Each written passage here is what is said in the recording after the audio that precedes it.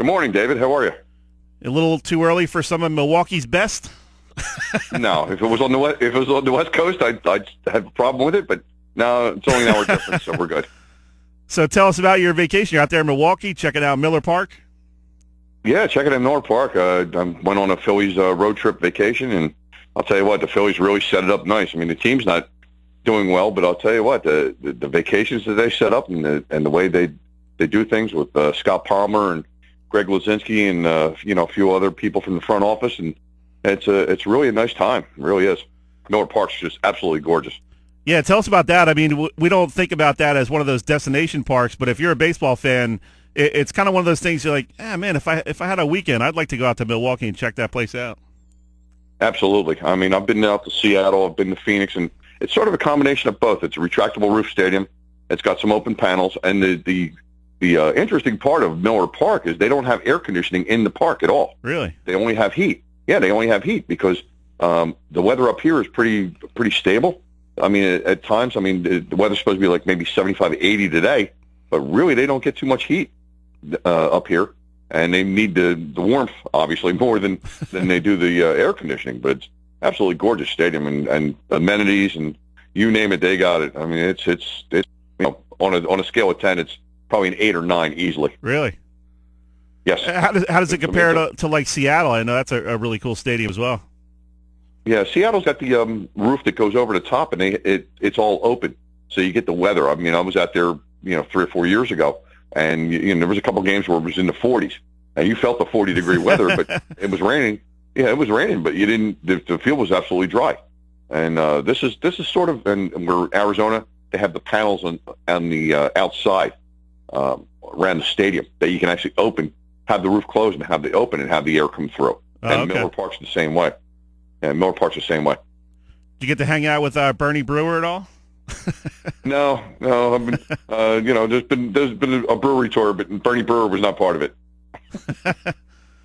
So what's the surrounding area like? I mean, that's kind of a cool old city to hang around in. It is. Right now it's Bastille Days weekend. I guess they run it every year here, and they had a running of they had a 5K on Friday night, which was interesting. They actually had streets blocked off where we're staying downtown, and they had a 5K about 9 o'clock at night, which was a little different. They have an air show coming up this weekend as well. It's a bustling city. I mean, I came into Milwaukee with really no expectations. I mean, the first thing out of my mind was, okay, beer and brats, and that's the first thing that comes to your mind. When you go to Milwaukee, that's the first thing that comes to your mind. But there's a lot more going on here. It's a very artistic city, very architecturally interesting city. I mean, we took a tour around the city yesterday, and City Hall was built in 1846. I mean, the architecture around Milwaukee is on par with probably New York, Philadelphia, Los Angeles, Chicago. I mean, it's really an interesting city. People can't be more welcoming. The food is just off the hook good. If you can't find a good piece of beef here, you're not looking real well. What's been your choice of cuisine over the last couple days? Beef. I had a half a pound of brisket yesterday that you just die for. They didn't even give you a steak knife. That's how tender it was. Wow. Yeah. So tell us about the Phillies vacations. How did you get involved in that? How did you get interested in that?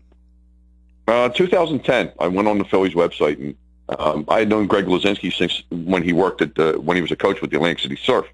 And I talked to him. He says, why don't you come on one of our road trips? I said, what's that? And you go on their website, and you go under where it says fans, and there's a drop-down that says Phillies road trips, and they run 2 a year. Now, this year they went back to Seattle, but it was only a 2-game set.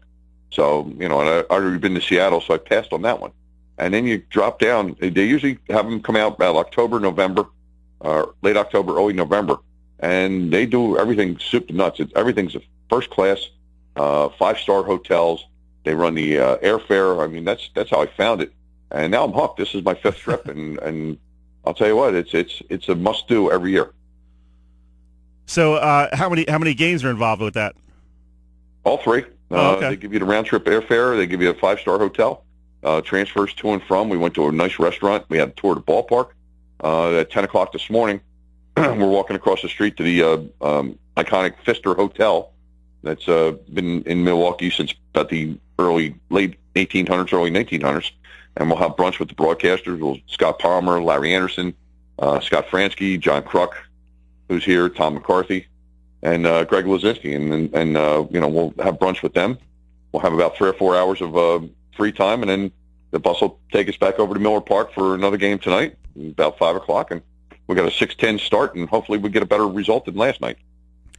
So, John, how many people are typically on these road trips?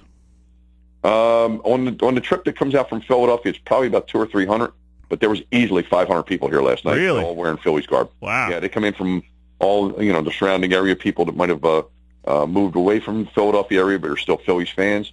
But we had a whole section last night down the left field line just by third base, and I'll tell you what, there was a sea of red in Brewerland. So as far as baseball fans go, this is kind of a neat way to experience new ballparks and kind of be around some of the people you recognize from the team in terms of the announcers and all that stuff. Sounds like a really cool idea.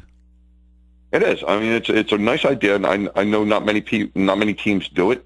Obviously, the Yankees and the Red Sox have their own fan base, and they really don't need to run trips. But if this is a place where you want to see different ballparks, and get together with some people that you've seen in the past, and just it's a really neat idea. You get all 3 games. I mean, we'll have tonight, and we'll have a game tomorrow, and everybody's coming home on Monday. So it's really nice. I mean, again, Milwaukee was not on my bucket list, as places that I'd actually have to see. But I'll tell you what, it's a very nice place to be. I'm not sure I'd want to be here in January and February. A little nippy up here, but this is a nice time of the year to be in the Wisconsin area. We're about an hour, I guess, east of Green Bay.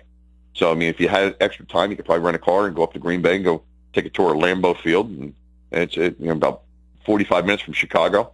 It's a nice place to be. It's a really nice city, clean. People can't be more welcoming, and just a lot going on. Now, John, before we let you go, I'm going to be down there in Ocean City tonight taking photos for the Ocean City Noreasters, and you've been the voice of that team now for a little while. And how cool was that? It's kind of a neat little summertime thing, and they get a lot more fans than I originally thought they would. I mean, you're talking about a couple hundred people go down there for every home game, and you see some great soccer. Yeah, you really do. I mean, Kevin Nuss, the former GM, contacted me when I was doing a game at Stockton last year, and asked me if I was interested in doing the PA for the Noreasters. And it's really a neat time. I mean, you see some really good soccer. Some of these kids from kids are 22, 23 years old, from around the country, and their talent level is really high. It really is. And I'm with you, Dave. When I first started this last year, I didn't realize how many people were actually into this, and people coming back from years and years, and they get like I said, 150 to anywhere from 150 to 700 people on a given night for a soccer match, and it's neat. It really is, and I'm glad they have it. I'm glad I'm part of it, and unfortunately, I'm not going to be there today. It'll be a little tough to get from Milwaukee to Ocean City tonight, and right. I think I'd rather be here, to be honest with you. But the coolest thing about that team is you get all these guys, and they're from all different countries. I mean, Haiti, Hungary, France. I mean, and they're young guys, and they get to experience the Jersey Shore and kind of hang out with some host families, and they get to work in town. It's really a cool summertime experience for guys. I mean, obviously they're there to get the work in as their summer league soccer, but there's so much more that's involved with them, and it makes for a real nice life experience for those guys. Yeah, I mean, Ocean City's a nice recruiting tool where you can get kids from all over the country to come to the shore, and rather than one of the teams that inland and things like that. But what it is too is it's also we call it the path to the pro, where you can go from here, Ocean City, maybe get picked up. Chevy Walsh got picked up last year by the Pittsburgh Riverhounds, and he's actually signed a pro contract. Pittsburgh has a deal with Columbus, so I mean this is a stepping stone. It's almost like Double A to Triple A to the MLS.